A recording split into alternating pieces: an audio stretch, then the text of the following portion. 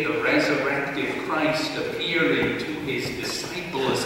And it must have been a little bit of a shock for those disciples, and they must have been just a little bit embarrassed by what they had been doing since the crucifixion of Jesus.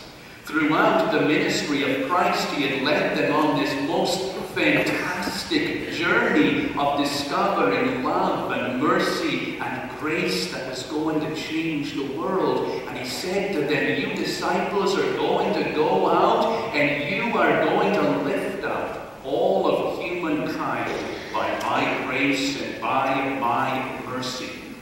But as soon as Jesus was dead, as soon as their leader was gone, Simon Peter looked at James and John and shrugged his shoulders and said, I think I'll go fishing. And he turned away from the mission that Christ had given him. He was afraid. He was defeated and deflated. I'm going fishing, he said. This whole thing is over. And James and John and Nathaniel said, wait a minute, Peter, we're coming with you. And really, the great ministry that has led to the building of the Christian church over the next 2,000 years should have ended at that point, because those guys gave up. That's what was happening this morning when Jesus stood by the shore of the Sea of Galilee. The risen Christ, the substance of Christ, still alive, coming to those guys, shouting out across the water, hey, he said, young men, you've been fishing all night, haven't you? And you haven't caught anything. I've had fishing trips like that too. Although Christ did not appear to me, and they did not recognize for a few moments who it was, and finally Peter saw that it was Jesus, and he jumped out of the boat, and he was swimming and moving through the water as fast as he could. And of course he knew that it was Jesus, because when they said, we have caught nothing, that strange man on the shore said, throw your net over on the other side of the boat and see what happens. And then they had that great catch that almost broke the net. And in that moment, Peter realized it is Jesus.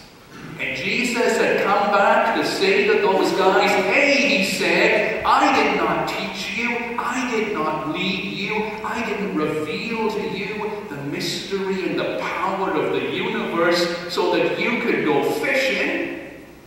You have a mission, and it ain't fishing. You need to go out into the world and continue to spread that powerful message I gave you.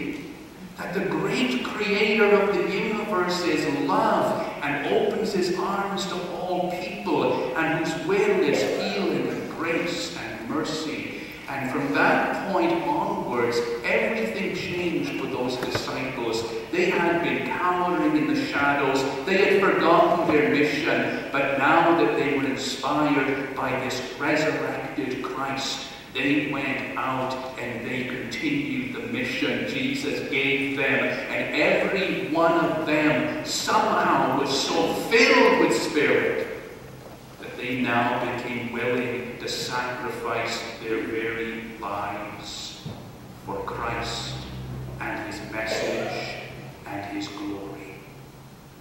This morning at St. Andrew's, we need to do a little review of what we are doing, and we want to make sure that we are carrying out the powerful mission that Jesus has given us, just as he gave it to those disciples, and we want to make sure that we haven't gone fishing when there is work to be done.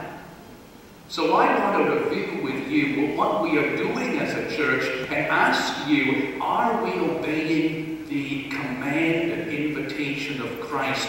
Are we continuing on that glorious work that God through Christ gave to his disciples? And I hope the answer is going to be yes. This is what we are doing. This is our mission in its most basic form. Number one, we are here to worship God.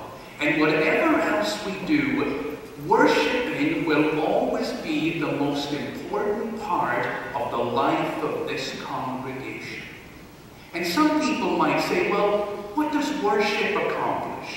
You aren't doing any work, you aren't doing any mission, you're sitting, you're standing, you're singing. But I tell you this, for the human being, the act of worship is as important, if not more important, for our survival than eating or drinking. We need to worship if we are going to live. We were born for the purpose of raising our souls up to God in praise and adoration. And in worship we find all of our strength and our fulfillment and our wholeness. God has said that there is something inside of us that yearns to worship.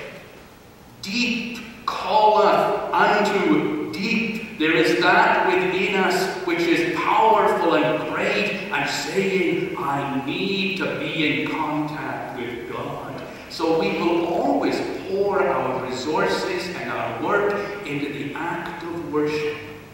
And we hope the worship we provide for those of you who are present here and those of you who join us through the television ministry, we hope this worship satisfies you and strengthens you, gives you hope and peace. We will always lift up worship.